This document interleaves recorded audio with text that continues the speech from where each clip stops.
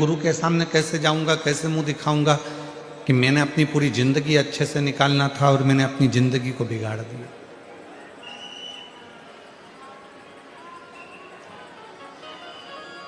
अपनी जिंदगी में, अपने जीवन में आप कितना श्रेष्ठ कर्म कर रहे हैं। तो शिव पुराण कह रही है कि 15 वर्ष की आयु में पिता को दिमाग में बिठा कर रखना, 35 वर्ष की आयु में अपने बच्चों को दिमाग में बिठा कर रखना, और 55, 65, 75 की आयु में आप अपने गुरु को अपने दिमाग में बिठा कर रखना, तो कभी गलत मार्ग पर नहीं जाओगे, कभी गलत मार्ग पर नहीं पहुंचोगे। जिसके बचपन में पिता उसकी बुद्धि में बैठा रहता है, तो बेटा हो चाहे बेटी हो, वो कभी गलत मार्ग पर नहीं जाते। बेटी को भान रहता है मेरे पापा क्या कहेंगे, उनकी पूरी इज्जत है संसार में, मेरे मोहल्ले में, मेरी कॉलोनी में, मेरी सोसाइटी में, मेरे पूरे, उनका कितना मान है, उनका कितना सम्मान है, उनकी कितनी इज्जत है। अगर मैं गलत काम करूंगी या मैं गलत काम करूंगा तो उनका क्या मान रहेगा, उनकी क्या इज्जत रहेगी, उनका क्या भाव रहेगा।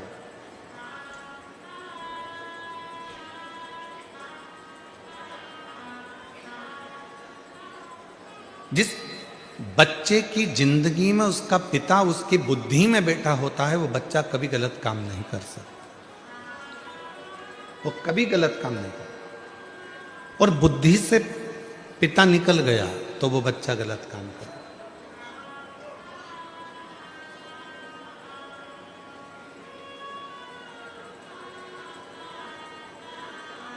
शिव महापुराण की कथा में भगवान गणेश जी का पवित्र चरित्र आता है।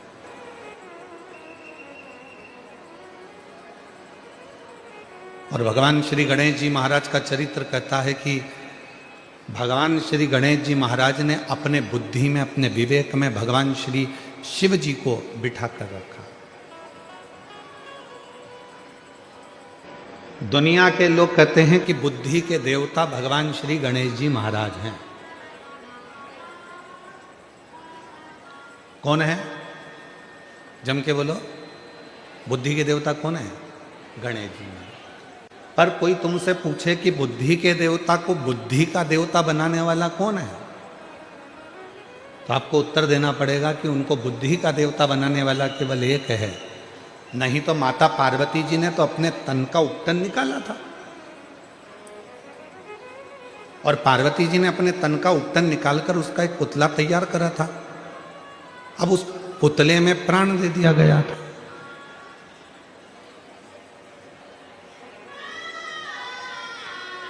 जब उस पुतले में प्राण आ गए, हम आपसे पूछें, जितने मेरे बहन भाई बैठे हैं, आपसे बेटी बेटाओं से पूछें कि तन का आप में से कितने लोग हैं जो अपने तन का उपटन निकालते होंगे और उसको संभाल के रखते होंगे? कोई नहीं।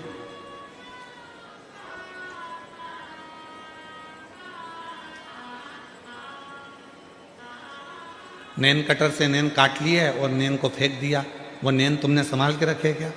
जम के तो बोलो नहीं।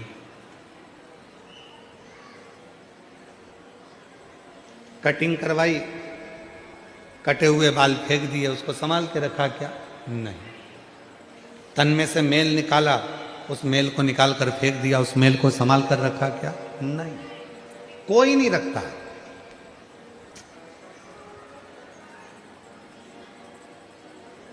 अब उस कटे हुए नख में क्या बुद्धि होगी? कटे हुए बाल में क्या विवेक होगा, बुद्धि होगी? या तन के उस मेल में क्या बुद्धि होगी, क्या विवेक होगा? पार्वती मैया ने अपने तन के उपटन से भगवान श्री विनायक को प्रकट किया, भगवान श्री गणेश जी महाराज को प्रकट किया, और प्रकट कर कर दरवाजे पर ले जाकर बिठा दिया कि अंदर किसी को मत आने देना। परंतु भगवान शंकर उस दरवाजे पर आ गए, और भगवान शंकर ने भगवान विनायक की उसी दरवाजे पर 3 परीक्षा ली। दुनिया के लोग कहते हैं कि भगवान ने उसका सिर काट परीक्षा ली बालक से कि बालक तुम कौन हो? तो बालक ने कहा मेरी माता अंदर स्नान कर रही है, मैं उनका पुत्र हूं।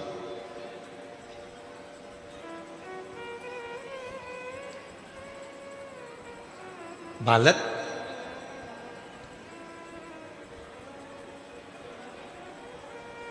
तुम किनके पुत्र हो? मेरी माता अंदर स्नान कर रही है, मैं उनका पुत्र हूं।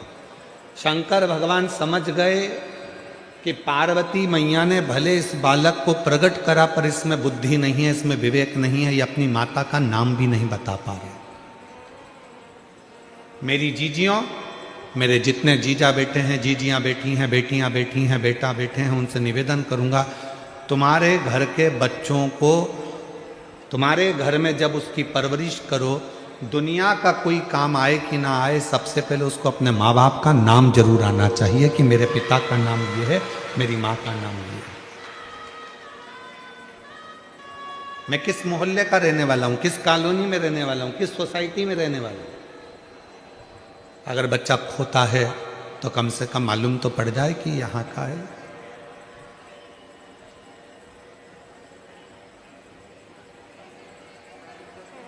शिव जी समझ गए बुद्धि की कमी है। दूसरे नंबर पर भगवान शंकर ने परीक्षा ली और कहा कि मुझे अंदर जाने दो, और बालक ने उद्दंडता करना प्रारंभ कर दी।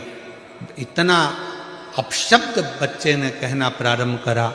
शंकर भगवान समझ गए कि इसमें विवेक की, इसमें बुद्धि की कमी है।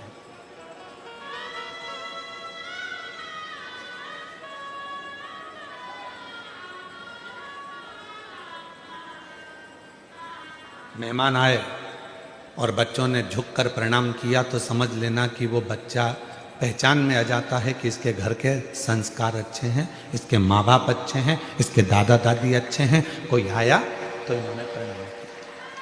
संस्कार। और कई घरों में माँ बाप बच्चे का हाथ पकड़ते हैं, बड़े हो गए बच्चे तो भी हाथ पकड़ के झुक जा, गुरुजी हैं, प्रणाम कर ले, नमन कर ले, धोख लगा ले, लगाते हैं।